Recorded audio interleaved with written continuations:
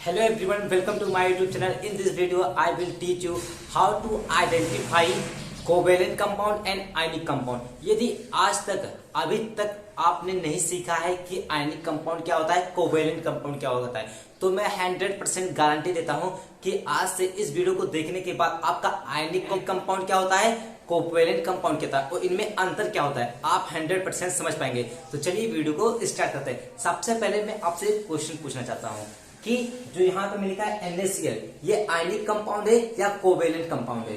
तो आप कंफ्यूज होंगे कि आयनिक कंपाउंड क्या होता है और कोवेलेंट कंपाउंड क्या होता है। तो घबराने की जरूरत नहीं है, मैं आपको सिखाऊंगा कोवेलेंट कंपाउंड क्या है और आयनिक कंपाउंड क्या है। तो चलिए वीडियो को स्टार्ट करते हैं। सबसे पहले जितने भी मैंने यहाँ पे क्वेश्चन दिया है, इन क्वेश्चन का आंसर आप खुद कर पाएंगे, बट आपको ये चीजें मालूम होना चाहिए जो मैं बताने चाह रहा हूँ। आप ध्यान से देखें जिससे आपका कंफ्यूजन दूर हो सके और आप हमारी बातों को आसानी से समझ सकें। तो चलिए मैं आपको बताता हूँ। सबसे पहले यहाँ पे देखिए, फर्स्ट वाला क्या है, मैंने यहाँ पे लिखा है मेटल।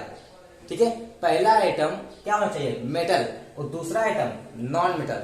यदि मेटल और नॉन मेटल के बीच कोई कंपाउंड बन रहा है तो वो कंपाउंड कौन सा होगा आपका, जी हाँ, यहाँ पे मैंने लिख दिया है कौन सा कंपाउंड होगा, आयनिक कंपाउंड होगा। फिर से आप ध्यान दीजिए, कोई भी मेटल हो और सेकेंड नॉन मेटल हो तो वो कौन सा कंपाउंड हो जाएगा आपका, आयनिक कंपाउंड। चलिए सेकेंड की बात करते हैं।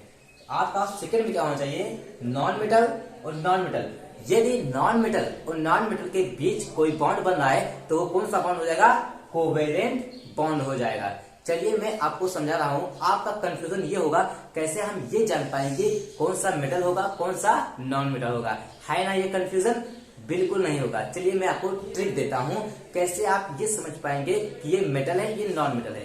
तो मेरी बातों को ध्यान दीजिए, आप मेटल को इस तरीके से पहचान पाएंगे जिसके लास्ट में यम आ जाए। ठीक है, ध्यान दीजिए, जिसके लास्ट में क्या आ जाए, यम आ जाए।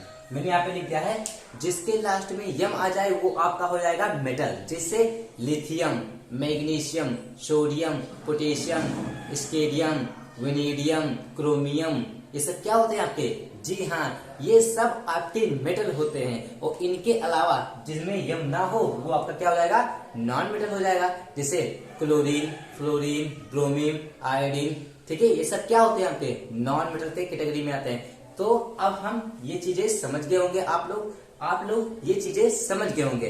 अब आइए क्वेश्चन पे, क्वेश्चन को कैसे करते हैं आइए ध्यान देते हैं। जैसे मैंने पहला कंपाउंड लिखा है NaCl, तो आपको सिर्फ ये देखना है कौन कौन से एटम इसमें हैं।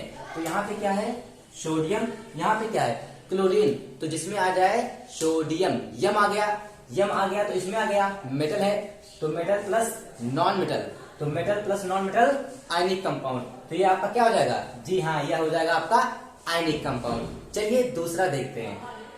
यहाँ पे मैंने लिखा है CO2, यहाँ पे कौन सा आइटम है, एक कार्बन है और ये क्या है, ऑक्सीजन है। तो कार्बन क्या है आपका, मेटल नहीं है, क्यों, क्योंकि कार्बन पढ़ रहे हैं तो इसमें यम नहीं आ रहा है, तो ये भी क्या हो गया आपका, नॉन मेटल, तो इसमें आ गया। दूसरा ऑक्सीजन, यम आ रहा है, नहीं आ रहा है, तो क्या हो जाएगा, नॉन मेटल, तो ये आपका कौन सा कंपाउंड हो जाएगा, कोवेलेंट कंपाउंड हो जाएगा। चलिए हम तीसरा बताते हैं। कैल्शियम क्या है, मेटल है, तो इसमें आ जाइए मेटल, क्लोरीन नॉन मेटल, इसमें आ जाइए, तो metal non metal ionic bond, तो ये कौन सा बॉन्ड हो जाएगा आपका, आयनिक बॉन्ड हो जाएगा। चलिए अब Cl2, इसमें क्या क्या है, Cl दो एटम है, क्लोरीन क्लोरीन, इसमें यम आ गया, नहीं आया, तो नॉन मेटल, इस क्या हो जाएगा, ये कोवेलेंट कंपाउंड, तो ये आपका क्या हो जाएगा, कोवेलेंट कंपाउंड हो जाएगा। अब H2O का क्या होगा आप बताइए, हाइड्रोजन आ गया, उसके बाद क्या गया, ऑक्सीजन आ गया, तो हाइड्रोजन ऑक्सीजन, यम नहीं आ रहा है, तो यानी नॉन मेटल, कौन सा कंपाउंड है, वाटर का ये क्या है, कंपाउंड है वाटर। ठीक है, H2O ये क्या हो जाएगा आपका, कोवेलेंट कंपाउंड होगा। अब आपको कमेंट बॉक्स में बताना है MgO, Na2O और CaH2, क्या बताना है आपको, MgO, Na2O, CaH2, ये